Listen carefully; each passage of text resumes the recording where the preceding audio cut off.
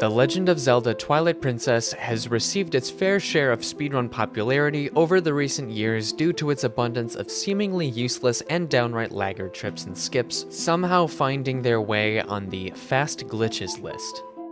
If you've seen any speedrun or glitch explanations, you may have heard of Twilight Princess' easiest and most time-killing technique, pickup sliding. It's a popular Zelda tradition that when you pick up an item, Link will perform his signature turnaround and dramatically levitates the item in front of him for the player to see. Since Twilight Princess is a newer Zelda game, Nintendo decided to make Link move as well as the item to rid us of witnessing a spinning key and a link.png, and gave Link an animation during the fanfare. Link will rock backwards and forwards ever so slightly. The intention was to have Link at his original coordinates so that you don't actually move around during this text box. But Nintendo forgot one missing frame at the very end of the animation, meaning Link never comes full circle and, given enough time, will move, usually behind him, at snail's pace. Thankfully for us, all collision checks, except for the floor you're standing on, are turned off, allowing us to clip through any wall that we can set our back to with a rupee. We are in! As long as we have several hours on our hands, that is. This glitch looks more of a hindrance than a help, but even though it is ridiculously slow, it can allow us to skip some small keys for low percent speedruns, where the most important objective is to beat the game with as little things as possible, and also low transform speedrun, which you may have already seen on this channel, where the main goal is to transform as little as possible, currently only 4 times. In the Arbiter's Grounds dungeon, the player will find 4 Poes sitting in the main room waiting to shut a giant door in front of you before scattering. You are then supposed to navigate this dungeon with the items of Human Link and the senses of Wolf Link in order to track down and kill these 4 Poes to open the door. However, that would require quite a few transforms. So rather than collecting the Poe souls in a very short amount of time, it is more ideal to transform 0 times and take several hours clipping through this wall instead. And that's just one of 3 rupee slides of this low transform speedrun. The first one takes place right at the start of the run. If we were to save Tallow, we would be forced into the Twilight, which would be 1 transform from human to wolf, and then back into human using an out-of-bounds glitch to retrieve the Master Sword early, and then transform back into wolf to complete the Twilight, putting us at 3 transforms. But by using this rupee slide technique, we can kill the bokoblins that are guarding Tallow, use this rupee to clip through the wall, and enter the Forest Temple early. This will allow us to obtain the Gale Boomerang and use it to perform long jump attacks out of bounds, and perform our second rupee slide of the run to clip through this wall and get the Master Sword, all before saving Tallow. Then, with the help of some useful glitches, we can transform into wolf for our first time and carry that transform throughout all 3 Twilights, as having the Master Sword prevents you from turning back into human when the Twilight is completed, as long as you skip the cutscene, that is. With this, I'm sure you can see how the slowest glitch of the game is ironically used as one of the most important glitches in a speedrun.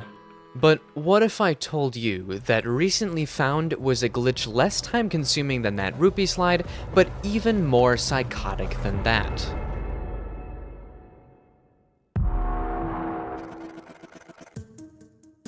On November 14th of last year, In a Muffin Cup displayed a glitch where you kill the Deku Baba in Faron Woods, pick up the Deku Nut that drops from it, carry the nut over to the tunnel in Faron, and run back to find a plenty healthy Deku Baba up and running.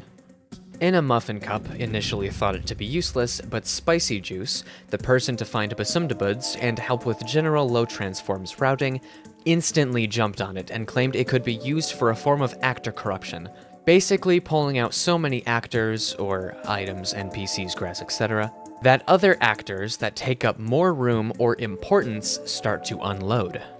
You can think of it as filling your computer's RAM way full. The result would be that of certain information getting left out. It was already discovered previously that you duplicate fishing rods until certain actors started to unload by canceling the animation of pulling out the fishing rod with climbing vines or hopping onto Epona. and the speedrunning community put two and two together instantly and immediately realized the horror show that would succeed this discovery. It was not long before Anorakkis boldly stepped up to the challenge. After 5 hours of Deku seed duping, Anorakkis found that if you duplicate about 350 Deku nuts, the Deku Baba will eventually vanish. If we run back to the cave and try to reload it, we find a smoke screen in the place of what should be the spring and entrance to Farron.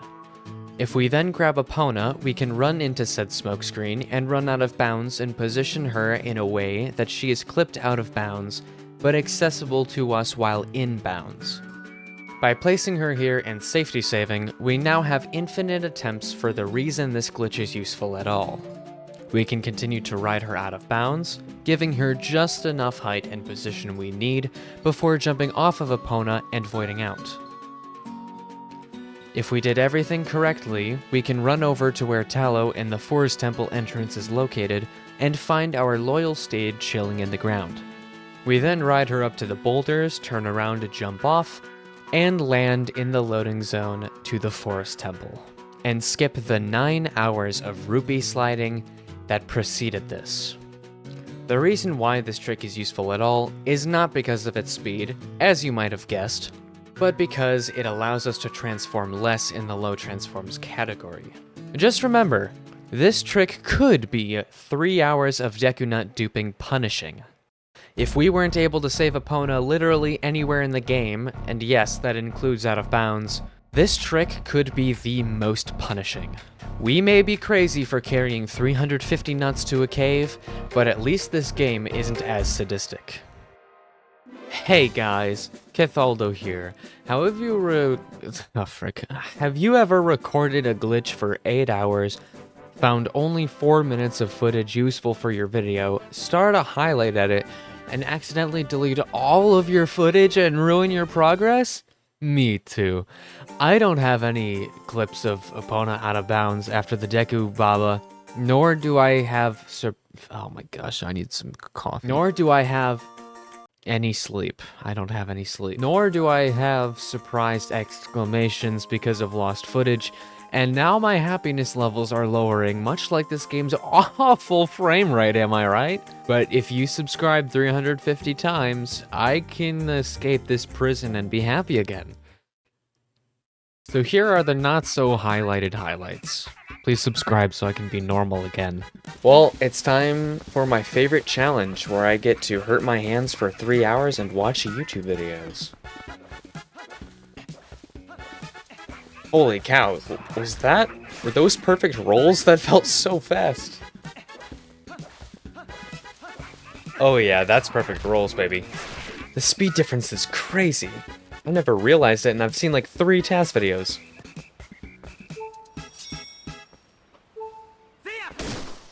Oh my goodness.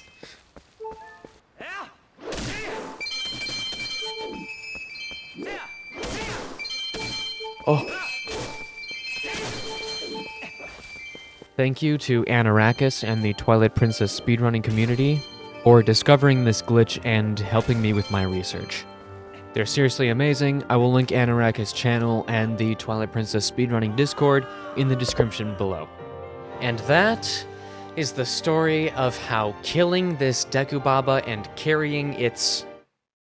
I'm not gonna finish the sentence. 350 times is fast.